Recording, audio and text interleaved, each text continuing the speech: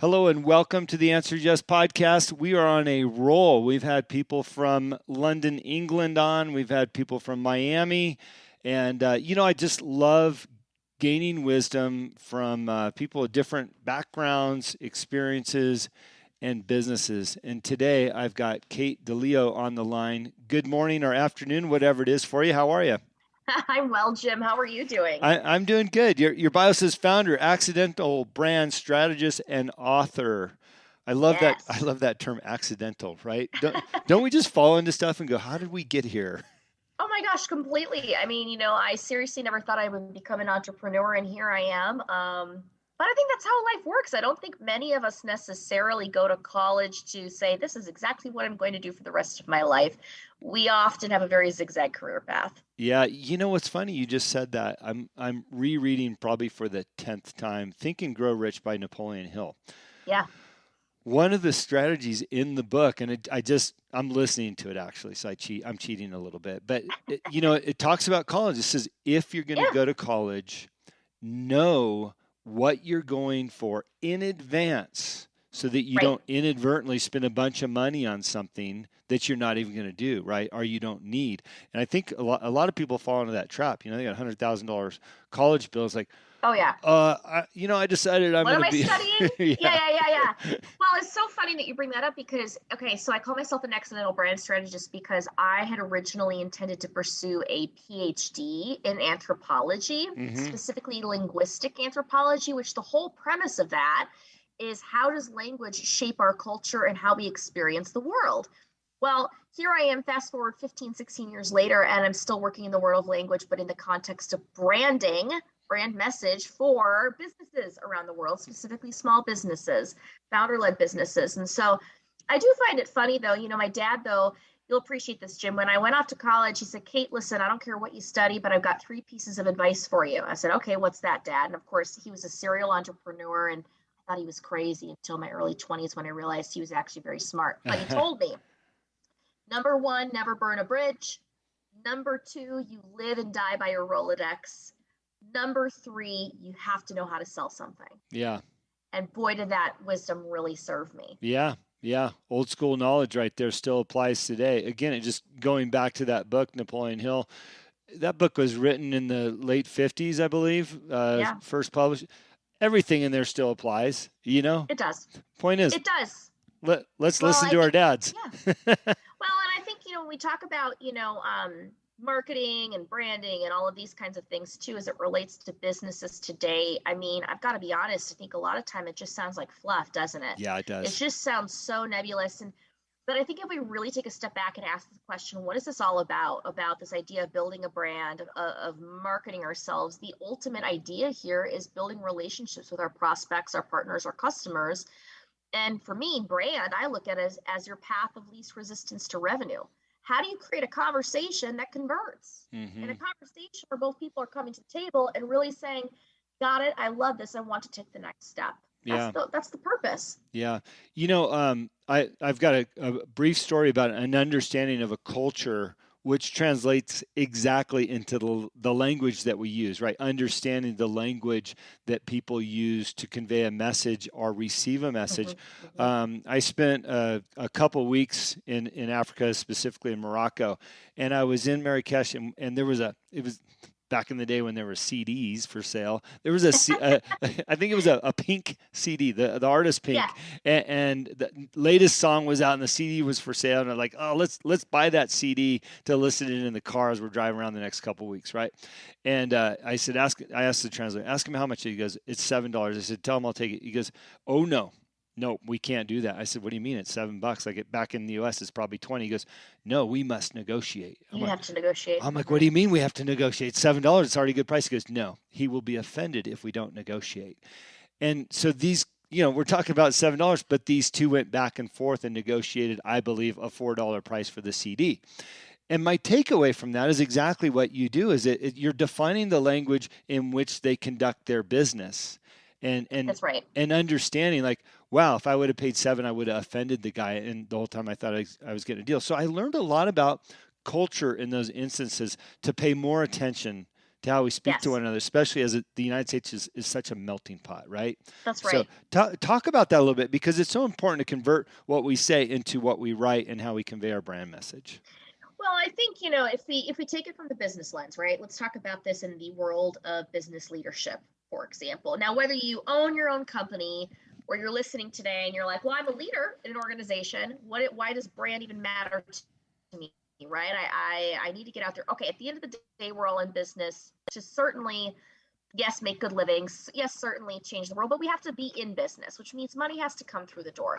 And there needs to be some sort of a tipping point where both parties, you and your prospect, decide to come to the table and have a conversation. And at the end of the day, brand is about creating conversations that convert. So when we talk about brand, though, what I really want to kind of lay out there is that let's not overcomplicate this for a second.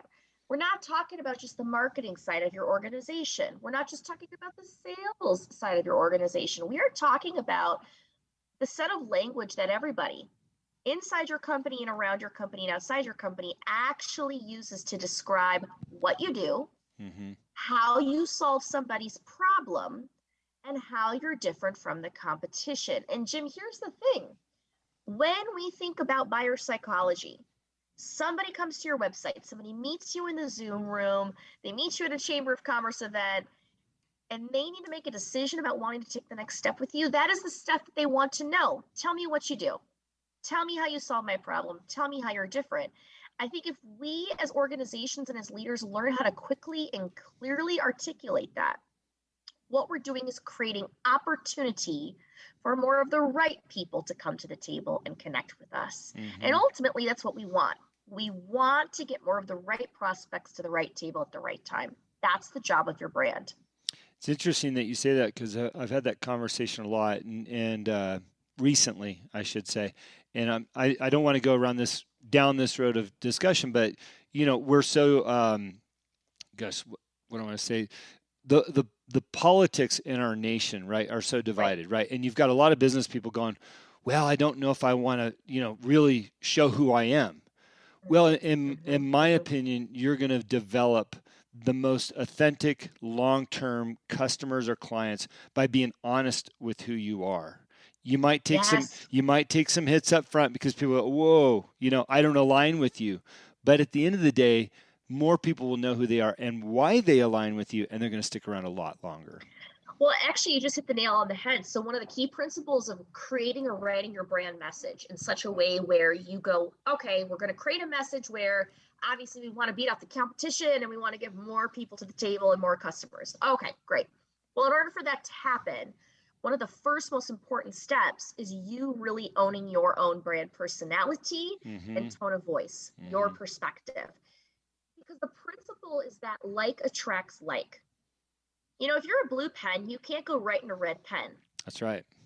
And I think the tendency is when we think about writing language, marketing materials, sales materials, have you ever sat at your email and tried to write the most perfect email? And 30 minutes later, just a bunch of corporate mumbo jumbo and paragraph upon paragraph of junk comes out. You're like, what the heck was that? That sounds nothing like, this is the tendency when we write, right? So in order for you to have a brand that actually wins more work, you have got to put a stake in the ground and make a decision that this is who we are. This is our expertise. This is how we show up in the world, and we're going to own it. Because when you do that, you are freeing up customers and prospects to equally own who they are. And the right people will go, I love that. Yeah. That's the key. Yeah, it's funny about that too when you think about language. My mentor I'm on a board. I'm on a couple boards actually. My mentor in that arena, I was passionate about this discussion. I wrote a 3-page speech basically. I said, "Hey, I've been working on this. Can you listen?" So I read it all to him. He looks at me. He goes, "Do you feel better now?" I said, "Yeah. This is powerful." He goes, "Okay. Let's throw that away because you can say all of that in 5 sentences, right?" Exactly. And like you said, the corporate mumbo jumbo, right? And all of a sudden you got this long, lengthy email, which you could have said in a couple sentences, which people will more than likely pay attention to. That's right. I think that there's a couple pieces to hit on there. I think number one, if you own who you are, you own your tone of voice, and you genuinely want to attract the right prospects to the table, you recognize that great brands recognize this key principle that you are not in the business of convincing. You are in the business of converting. Mm-hmm. It is not your company's job or your job as a leader to have everybody in the world and trying to convince them to buy from you. That is not correct. Your ticket to expansion in the market really comes down to converting the right people who deeply resonate with the heart pain that you can solve and the message that you've created with your brand, and convert more of them. That is actually how you expand in the market. And the secret to writing that message is two pieces. Number one, understanding what the heck it is that you solve for them. What is that heart pain? And number two, can I be blunt? I think a lot of times you got to hire somebody to help you write it, because most of us are so close to what we do, right? You talked about like corporate mumbo jumbo. It's so hard to get out of our own heads. And Yeah. so for the love of Pete, hire somebody who writes for a living to help you write this thing. And so instead of 5 paragraphs, it's 5 words. Yeah. Yeah. And that's exactly what my mentor, John, did. He says, here's the 5 sentences you need to say what you said in 3 pages. And, you know, at the end of the day, he was right. I did feel better writing it because then it got it out of my system. But the reality is the listener or the reader only needed 5 sentences. And I think that's what you're saying, is hire somebody that can articulate how you feel in the right way so that it's conveyed. It's right. You know, we hear about right now in the business world, in the marketplace, we're constantly inundated with what we call storytelling, right? Mm-hmm. So this is always thrown around. Well, I have to be really blunt with you. I'm not a storyteller. I'm an author. I'm not a storyteller. In fact, my book is called Muting the Megaphone. Stop telling stories and start having conversations with your brand, right? Yeah. Well, the whole precipice around this is, if you've ever been on the end of megaphone marketing, it's like you're just inundated with overwhelm of all of this content and stories. And the thing about storytelling is it's a one-way conversation, isn't it? Yeah. Yep. All we do is talk about ourselves. How exactly is that supposed to be any remotely enticing to your customer?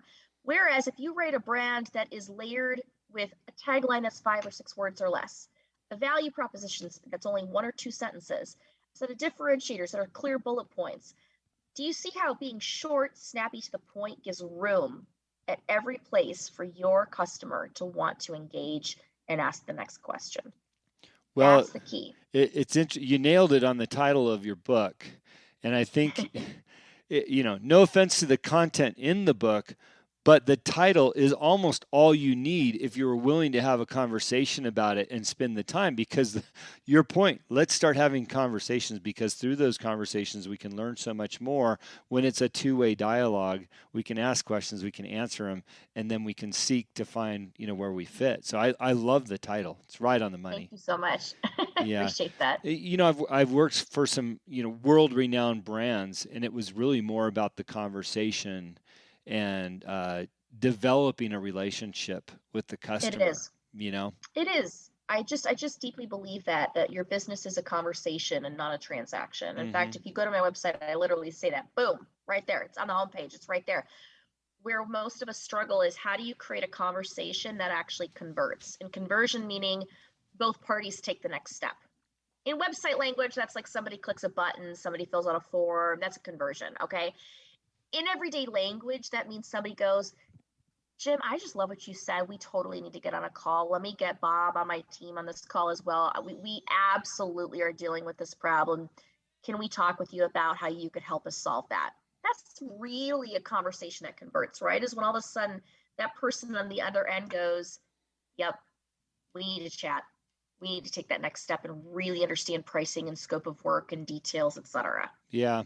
Well, and oftentimes in business, people talk about, the successful ones know how to build relationships. Well, right. Relationships are built through conversations. Exactly. That right. Is so true. And I think that goes over people's heads real quick. Like, well, I don't know a lot of people. This guy's been in the industry for so long. He knows everybody, whatever it is. But hey, start having conversations, right? Get to know one another. It's funny that you bring that up. I'll tell you, I mentored a woman, and I actually teach this a lot through different accelerator programs. People ask me, how did you expand your network so quickly? How did you, in the middle of COVID, be able to and I've been in business, I've been in business for over 10 years, but my business really exploded with COVID because I made a commitment to having more conversations, more than ever before.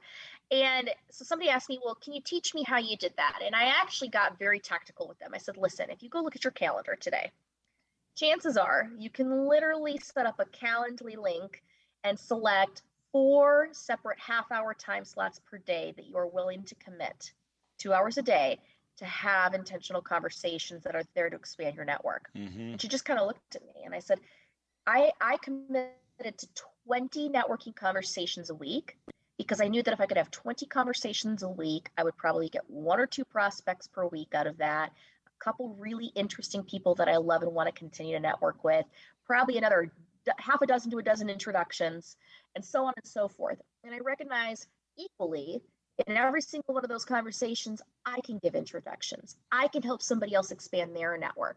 The idea is just showing up into those rooms and building the relationship by saying, tell me what you do. Who are you trying to meet? How can I help you? Who do you need to know today? And if I can turn around and make 3 introductions for somebody on the other end of that Zoom call, wow, how often do you think they're going to remember me and in turn refer back to me? Yeah. That's how I've built my business. That's relationship building 101. Help people meet other great people. Yeah, people often forget about Business 101 because they sped through it so quickly when they learned about it. And by the way, just an extra add-on to what you're saying, and it makes all the sense in the world to book out these times. I often talk about the philosophy of the white space on your calendar. If you've got Yes. white space, fill it up. You can fill it up right here. And for those people that are listening and say, well, where do I find them? Where you can find them right now is from your previous customers. Book time with your previous customers. Make sure you're fostering those relationships. They've already signed up for whatever it is you're selling or doing. Have a conversation with them, and the referrals will come. They do. I literally just did that. I went back, and I always do this. I'm always checking back, and I get on these reconnect calls, and I go, "How's everything going with your brand? How can I help you with questions?" They go, "Oh, this is going well. We had to adjust this." Okay, great. Tell me more about that. But then I look at them and I go, "How can I help you? Who do you need to know? Yeah. Can I make some introductions?" Well, we're looking for partnerships. Great. What kind of partnerships? And see, here's the thing that you have to remember. It's as you're building your network, if you don't have a network of 5 million people in your back pocket, I bet you $10 you got 5 or 10 people in your world that do know a lot of other people. So when I was getting started, they'd say to me, "Kate, I need a partner that does this." I'm like, okay, I'm going to go ask a couple folks that know like everybody. I'm going to get back to you. Hold tight, and I'm going to get back to you. I'd go and I'd call my favorite people. They'd be like, "Oh yeah, Kate. Here's the 3 people you should introduce them to. I'm happy to make that intro." Over time now, I can just make those intros on the fly. But sure enough, as I've made those intros for my customers, you know what happens on those calls? They go, "Well, that is so kind of you. How can I help you, Kate?" "Oh, well, thanks for asking. Well, who do you know that needs to get their brand nailed down? Or can you keep me in mind if you know anybody that's saying, gosh, I'm struggling to get prospects to the table. Mm-hmm. Gosh, we have a new product or service coming in the market. Wow, our sales cycle time's really long, but we're wanting to improve." If you know anybody that has those symptoms, chances are there might be a brand situation going on. They might need to look at their message, and I would love an intro.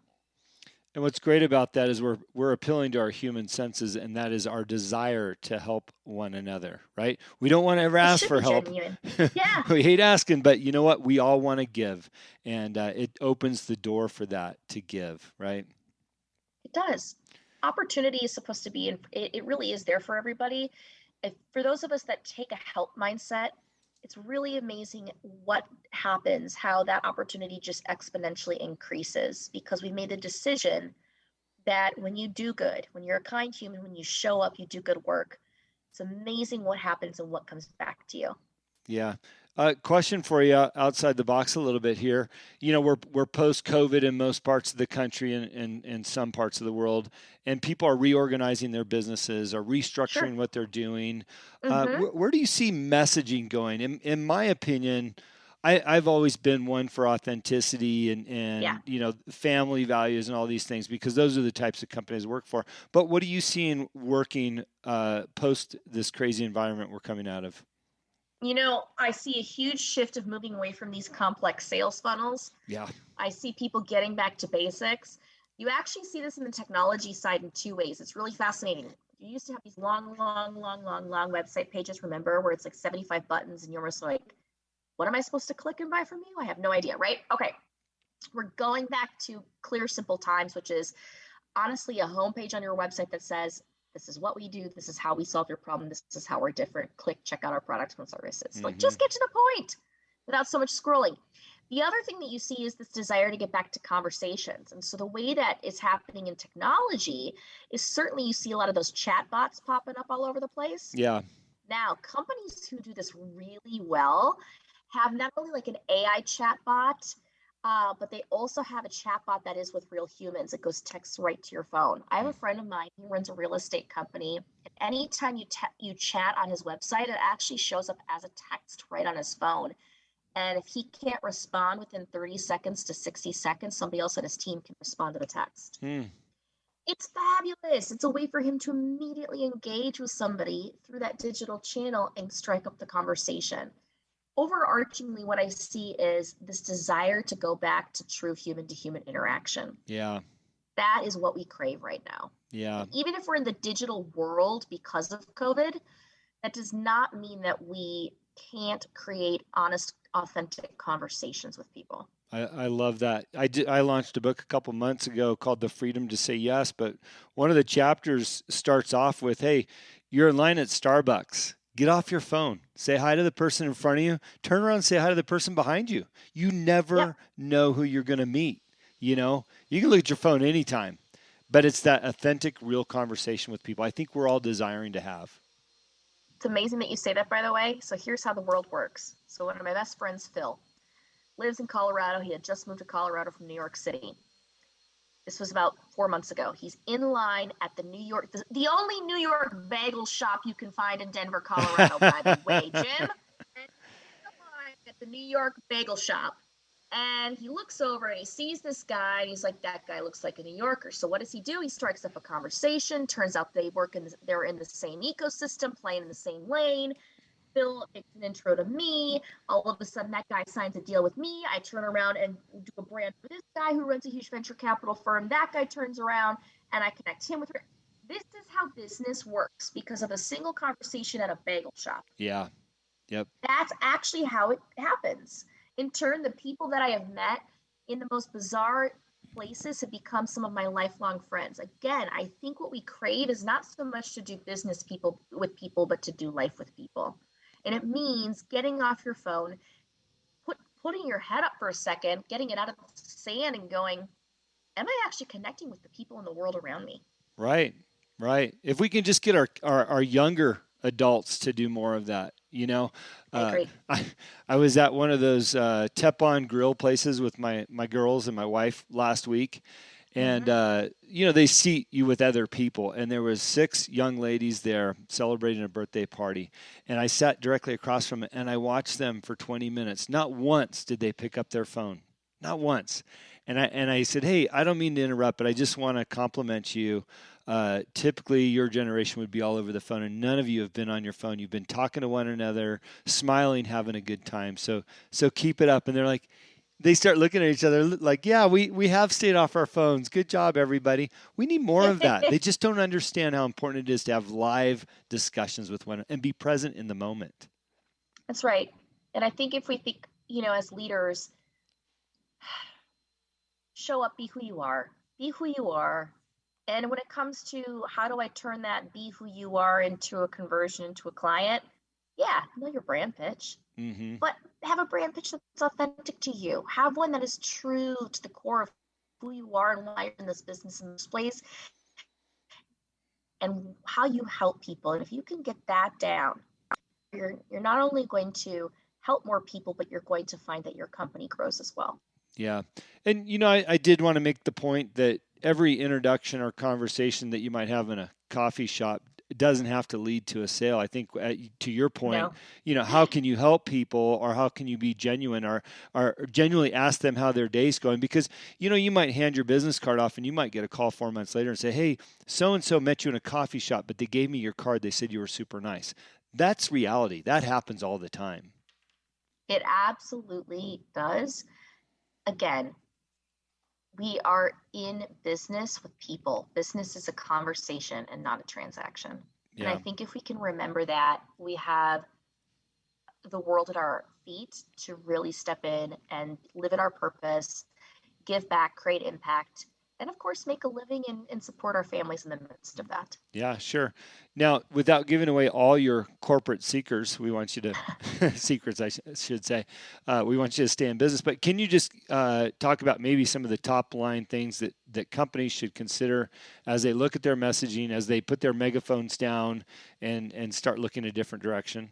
I love it. Yeah, the biggest recommendations I have are a few, like order of operation. Here we go. Thank you Step for one, listening to I think today's if you're show. going It is my to pleasure and honor to focus on building your brand, number one is I really want to make sure that you're taking a look at defining your brand's tone of voice or personality, aka how do you just as a team, as an organization, authentically show up in the world? Mm-hmm. And do you have a clear perspective of what that is? Are you funny?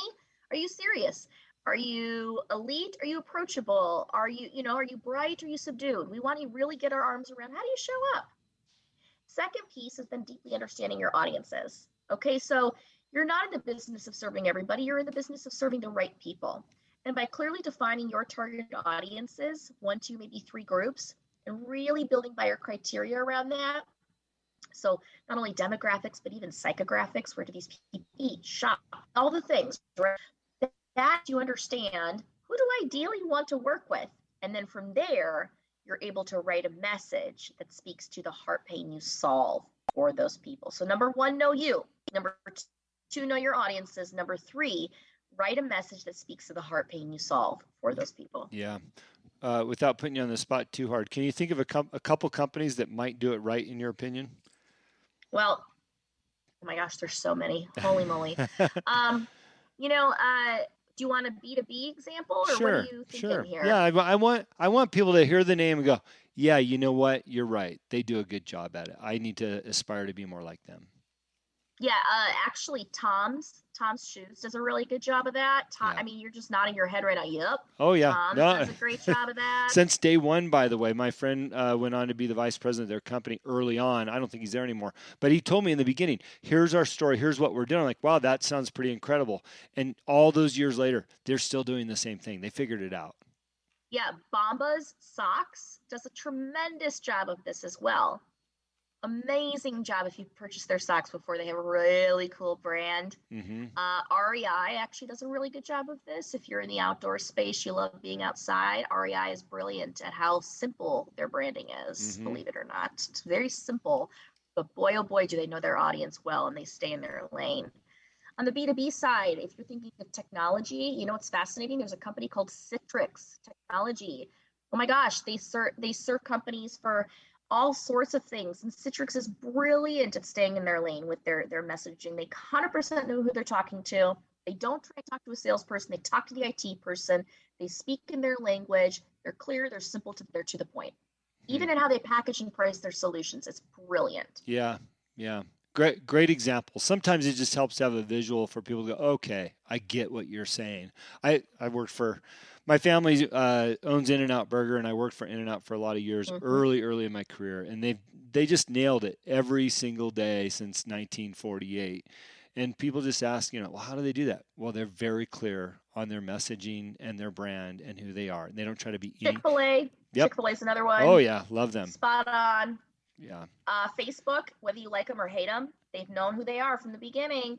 Yeah. Boy, oh boy. You look at companies like this and you go, interesting. On the B2B side, Inc. Magazine, really good at it. They know exactly who they serve. They know exactly who they're speaking to, which are entrepreneurs and business leaders. I mean, there's just a plethora of examples we could give here today. Funny, but it is fascinating. Funny you brought up Inc. That was the person I had on my last show. Yeah, Inc. does a great job. Yeah. When you go to their website, it doesn't even feel like the Wall Street Journal. That's they right. Totally differentiate. It's perfect. That's right. Well, listen, I've enjoyed the interview. You've got a book out. I'll put a link on there, but where can they find that book?